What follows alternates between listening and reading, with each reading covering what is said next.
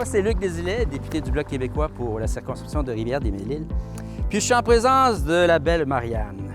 Marianne, qui travaille pour la ville de Saint-Eustache, qui travaille pour le patrimoine de Saint-Eustache.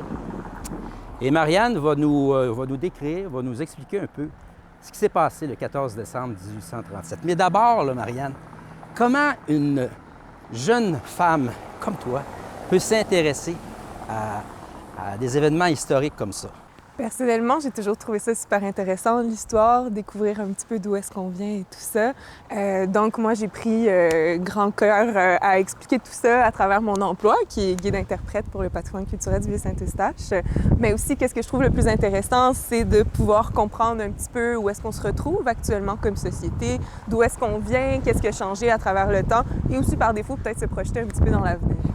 Si je te demandais de me décrire ce qui s'est produit, ce qui s'est passé le 14 décembre 1837, ici sur la rue et évidemment à l'église. Oui, absolument. Donc, le 14 décembre 1837 est une journée super importante pour le Québec et particulièrement Saint-Eustache, puisque les patriotes vont aller se barricader à l'intérieur de l'église qui se retrouve juste en arrière de nous. Grossièrement, pourquoi les patriotes se sont rébellés? En fait, ils voulaient avoir l'obtention de ce qu'on appelle un gouvernement responsable. Donc, on a le système parlementariste anglais de l'époque et ils voulaient un petit peu le mettre à leur saveur, disons, l'approprier pour la condition canadienne. Et ils voulaient grandement l'élection des différentes personnes qui allaient siéger dans le Conseil exécutif et le Conseil législatif.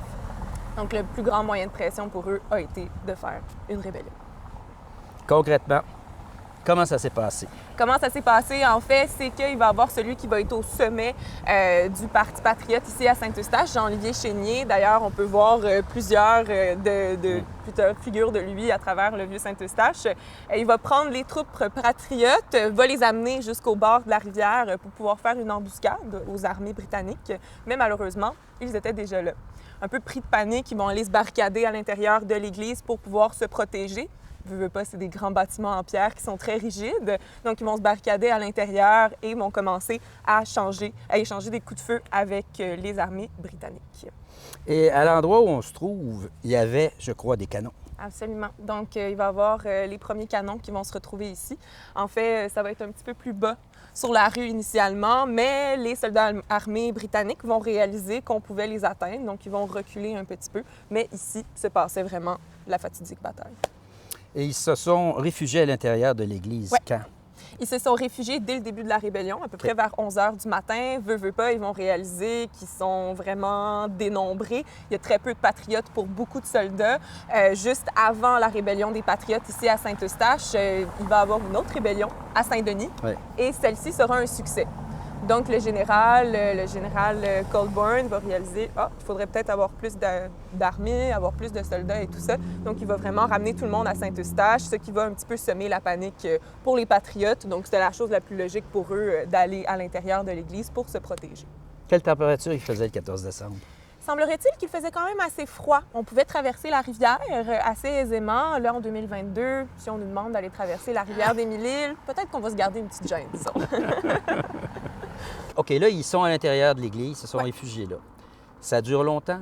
Qu'est-ce qui se passe? Ça va durer quelques heures. En fait, Jean-Olivier Chénier, lorsqu'il va rentrer avec les patriotes à l'intérieur de l'église, lui, il va faire la commande d'aller au deuxième étage, donc à l'étage des jubés, et de détruire les escaliers à l'intérieur de l'église.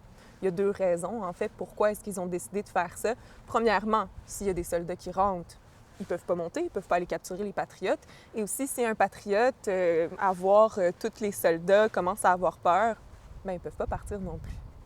En fait, qu'est-ce qui va se passer plutôt vers la fin de la rébellion? C'est qu'il y a 2 ou 3 soldats britanniques qui vont être capables de rentrer à l'arrière de l'église par le biais de la chapelle Sainte-Anne, vont échanger quelques petits coups de fusil avec les patriotes et vont se dire la façon la plus simple de faire sortir des gens, c'est mettre le feu tout simplement. Alors, c'est ça qu'ils vont faire. Ouais.